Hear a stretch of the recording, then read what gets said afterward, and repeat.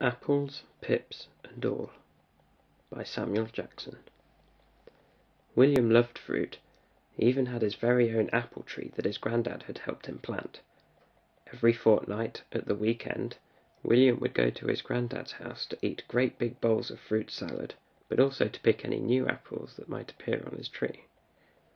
"Look how many I've got this year!" William exclaimed as he stumbled through the kitchen door, struggling to contain the sack bursting with apples. "We'll be eating apple fruit salad for the rest of the year," congratulated William's granddad. "Can I have one now?" asked William, scanning the bag for the biggest one. "Absolutely.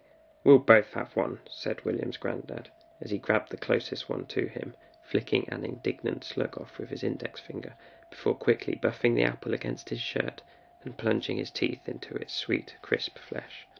"Yummers!" said William and his granddad in unison, each with a mouthful of apple. William's favourite fruit was apple, which was good because he didn't have to wait ages for his pocket money to accumulate enough for him to go to the shops and buy them.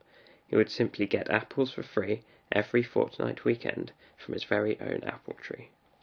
In fact, William loved apples so much that he would eat the whole thing, core, pips and all, although he would stop at any leaves that had managed to stay on the stem, or any slugs for that matter. "You know," William's granddad started, with a mouthful of apple, "if you eat enough of those apple pips, an apple tree will grow inside of you." William thought his granddad looked dead serious.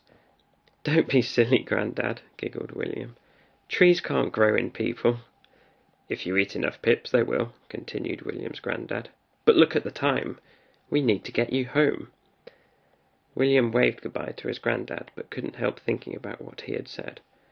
William knew that he had eaten a lot of apples over the past weekend.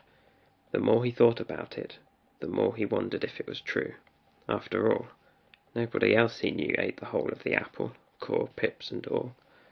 The next morning, William awoke with the taste of apples in his mouth. He had been eating a lot. He also noticed a few leaves in his hair, left over from the apple picking at his granddad's. "Ow!" William yelped. It was as if the leaves were tangled in his hair as he tried to pull them out. He thought nothing of it and went downstairs for breakfast. "Morning, Mum," yawned William. "Good morn," started William's mother. "Ah! There's an apple tree growing out of your head." "What?" cried William. "You've been eating those apple pips, haven't you?" exclaimed William's mother. But, stammered William, as he rummaged around his own hair, stopping when he felt something like a small tree stump. "Put this on," said William's mother, handing him a small red hat. William wore his hat all day, so that nobody would see the apple tree growing out of his head.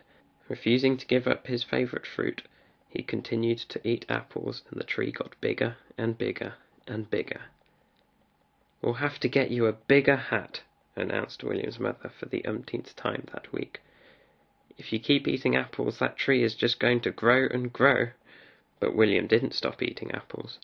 He didn't mind having an apple tree growing out from the top of his head, and anyhow, at the rate it was growing, it would soon bear fruit. By now, William's hat was almost as big as him. People began to wonder why William was wearing such a gigantic hat. Eventually, in the playground, William's friends at school could contain their curiosity no longer. "What's under your hat, Will?" they said, each raising an eyebrow.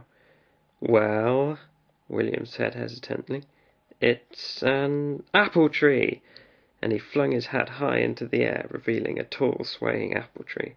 "Wow! It's even got apples on it!" squealed one of the girls in the now growing crowd. "It has? At last! Apples for everyone!" proclaimed William, and shook his head violently. Several apples plopped around him, and everybody ran towards him to grab one, cheering and giggling. "Thanks, Will!" William beamed and then took his hat and flung it high. It landed with a plop back on top of his head. "That's enough for today," William said, and walked through and away from the crowd, knowing that wherever he went and whenever he wanted, he would be able to eat an apple by simply reaching up and pulling one from out of his head.